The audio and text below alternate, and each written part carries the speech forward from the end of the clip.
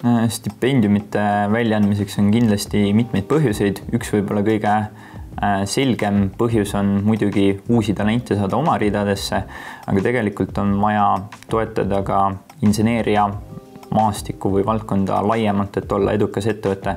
Et tegelikult inimestest, kes tagavad selle firma edu, üsna vähesed töötavad Skeletonis. Meil on palju koostööpartnereid, kellega me siis suhtleme, kellelt me midagi ostame, kellele me ka midagi müüme siis klientide näol, et mis tagavad meie edu. Et selleks, et aidata Skeletonil edasi minna maailmas, ei pea sugugi Skeletoni endaga liituma. Skeleton on ka väga õnnelik, kui Eesti insenerimaastikul on pädevad ettevõtted, kes suudavad meile tarnida kvaliteetseid komponente, kes suudavad meid väga spetsiifilistes inseneeria valdkondades nõustada, pakkudes siis meile kas mingeid teenuseid, simulatsioone või konsultatsiooni ja siis selle läbi meie toodetesse panustavad.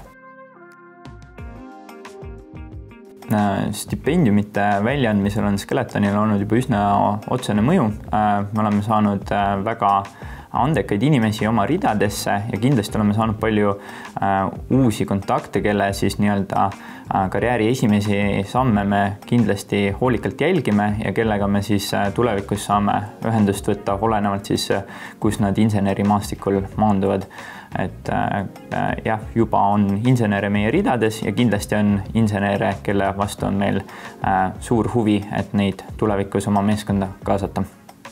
Ma arvan, et on tähtis stipendiume välja anda sellepärast, et tudengid näeks, et firmadel on päriselt huvi selle valdkonna vastu, sest võib-olla kui sa tudengina vaatad telekat ja vaatad, kuidas ministrid räägivad, et tohutult on talente puudu, tohutult on insenere puudu, siis see ei kõneta nii otseselt, kui on ettevõte, kellel on kindel toode, kellel on kindel suund, kes on valmis nõus maksma selle eest raha, et saada tuttavaks asjalike ja andekate inimestega. Et see on võib-olla kõige otsesem motivatsioon tudengile, et sellel asjal, mida ma teen, on päriselt olemas väljund, sellel asjal, mida ma teen, on olemas päriselt väärtus.